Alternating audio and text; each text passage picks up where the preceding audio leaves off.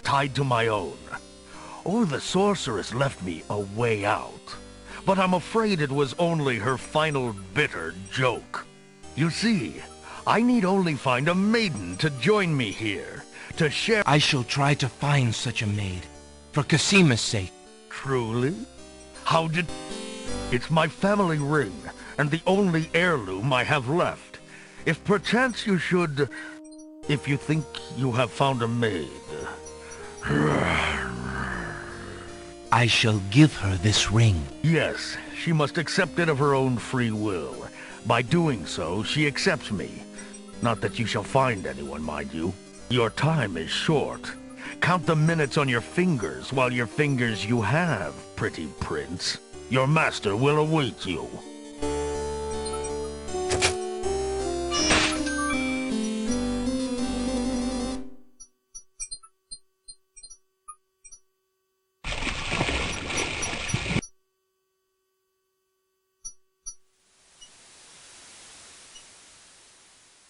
Alexander pulls out his... Alexander feels a strange pulling sensation.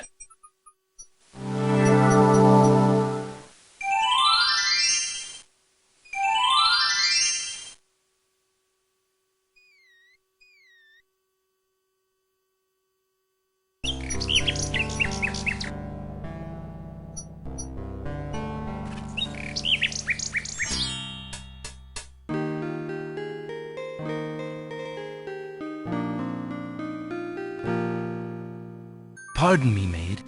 I hope you don't think me forward, but I see that you like roses. I thought you might, perhaps, like a fresh white rose.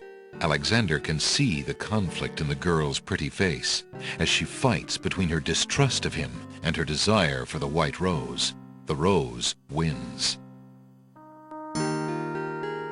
Oh, I shouldn't, sir, but it is so lovely.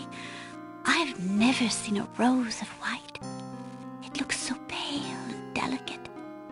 Wherever did you find one of such a color? There are many hedges of them on the Isle of the Beast, and they grow together like magic. Oh, truly? What an adventure that must be to see them. But I should not speak so, especially to a stranger. Thank you for the rose, though, kind sir.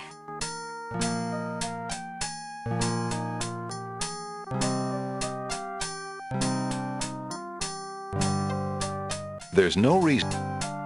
Alexander has a thought about the serving girl. He decides to bring up the subject of Beast with her. Let me tell you about the place where the white roses grow. The Isle of the Beast is an enchanted place. There's a path running through a deep forest. The path crosses 3 magic blockades, set to keep all visitors away. At the center lives a tremendous beast. Really? Magic blockades? How exciting! What kind of a beast? Is it very terrifying and ferocious? It is a beast that walks on 2 legs and dresses like a prince. It speaks with the voice of a man. A beast that talks and wears clothes? How is that possible? Is the beast magic too? Not magical. Enchanted. Beast was once a prince, but a witch trapped him in the form of a beast and set him on the island. There he lives in a castle in the midst of a maze. How terrible! Imagine how lonely he must be. It is a very lonely prospect, isn't it? Oh, I have met him, you see. He is indeed ferocious, but who would not be? He really exists? Oh, how it breaks my heart. If I could, I would tend to such a beast. Such a beast might find comfort in a kind face. Do you not think it so? Oh, I think it's so. I very much think it's so. You would not be afraid of him? Afraid? Maybe at first. But how silly of me to speak so. The roses in this little yard are the only magic I will ever see. I could take you there.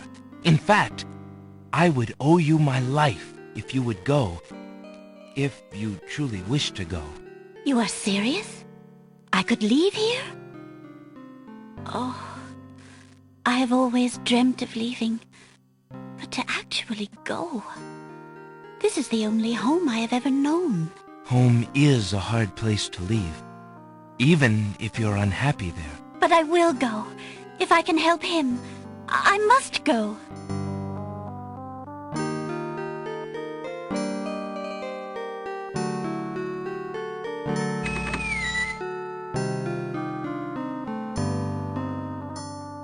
Is there nothing you wish to take with you? There is nothing. Then take this ring.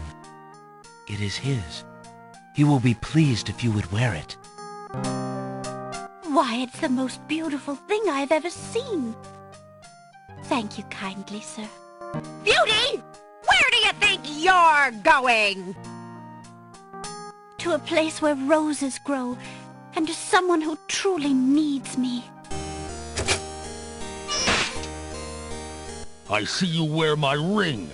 You willingly agreed to spend your life here with me? Do you know what that means? Yes, my lord, I do. I have been touched by your story. Pity alone need not sentence you to endure this face. Oh, but it is a gentle face, and kind. You look at me so sweetly and are not repulsed. Oh, by the light of your eyes, my spirit soars. The enchantment! It is broken!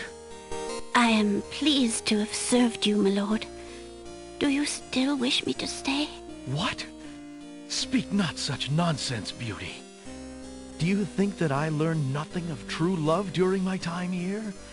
You are my queen. Oh, my clothes! This gown! How well it suits your noble heart. Alexander, how can I ever repay you? I have nothing to offer except my gratitude. But please, take these old clothes. Perhaps you'll find someone in need during your travels. You have already repaid me by your example of courage, Beauty, and by your friendship, I hope. You will always have our friendship and loyalty, Prince Alexander. But from a fellow adventurer, take some advice. If you find your true love, protect her with your life. Fear all beasts without the redeeming humanity of love. And to aid you, accept my mirror. Now that my life is no longer hung in false shadows, I have no need for it. Give it to someone with nothing to fear from the truth it reveals. Thank you. I wish you both well. Come, Beauty. Let me take you home.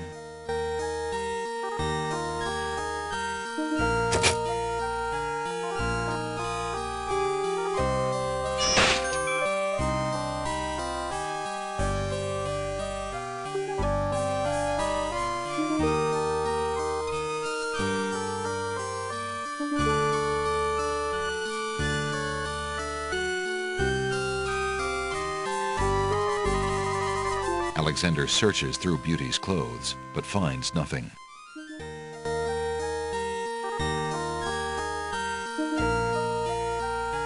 Alexander examines the red ribbon and finds a strand of long black hair.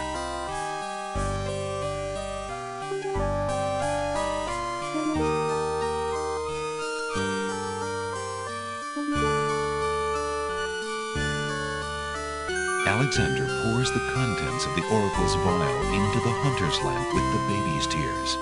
The vial, now empty of its sacred fluid, disintegrates.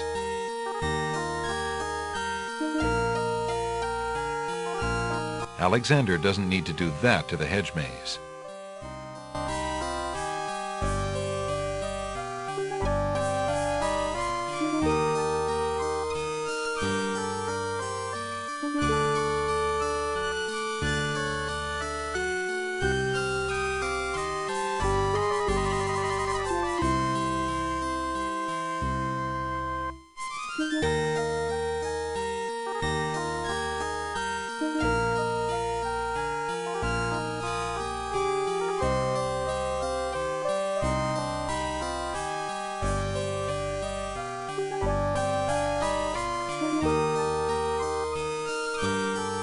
Alexander fills the hunter's lamp to the brim with the fountain water.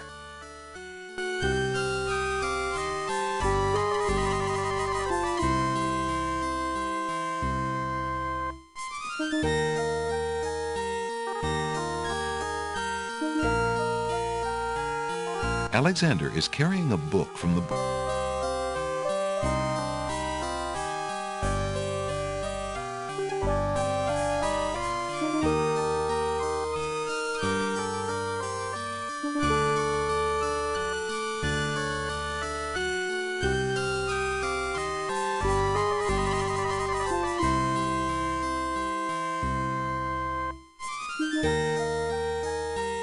Alexander prepares to enchant the hunter's lamp with the Make Rain spell incantation. Clouds of thunder, shafts of light, come and sup with me tonight. Waters 3 have I for tea, brew a tempest now for me.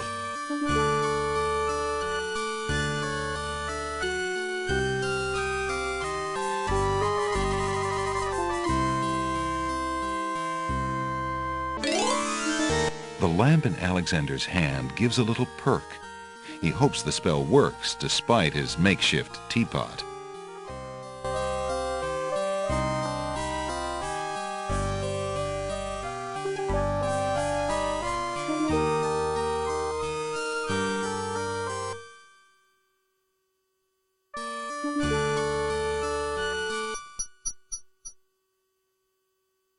Alexander takes a magnificent white rose from the rose hedges.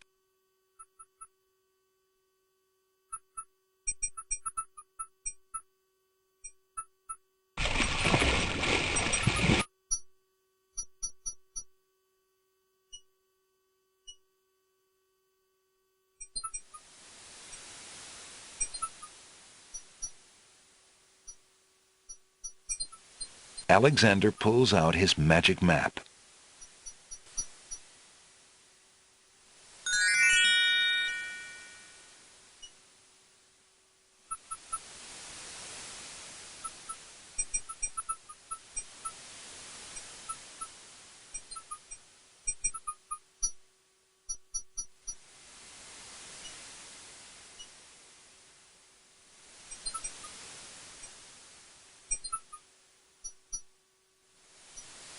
Alexander feels a strange pulling sensation.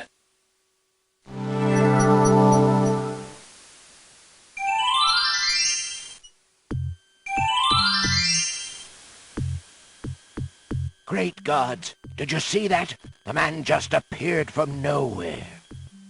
Perhaps he was sent by the spirits. I see no boat. He is an intruder, no matter how he got here. Grab him!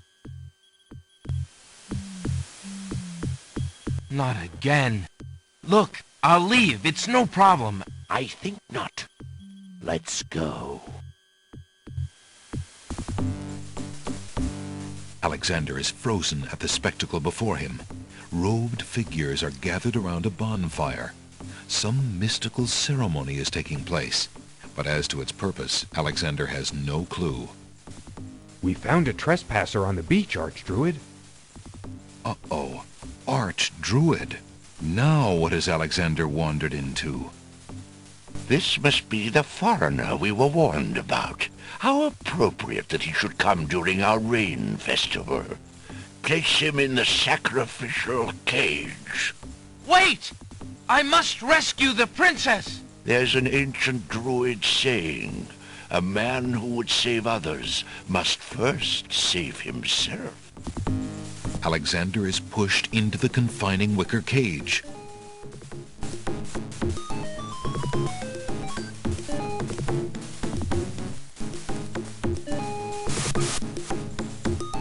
And the cage is swung out over the bonfire. Alexander starts to feel a little warm.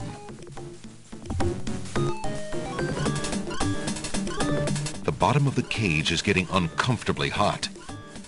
This cage is really hot. Fire in the cage. Alexander pulls out Beauty's old slave clothes, desperate to beat out the flames. The flame is extinguished, but the clothes themselves burn to cinders. Alexander won't be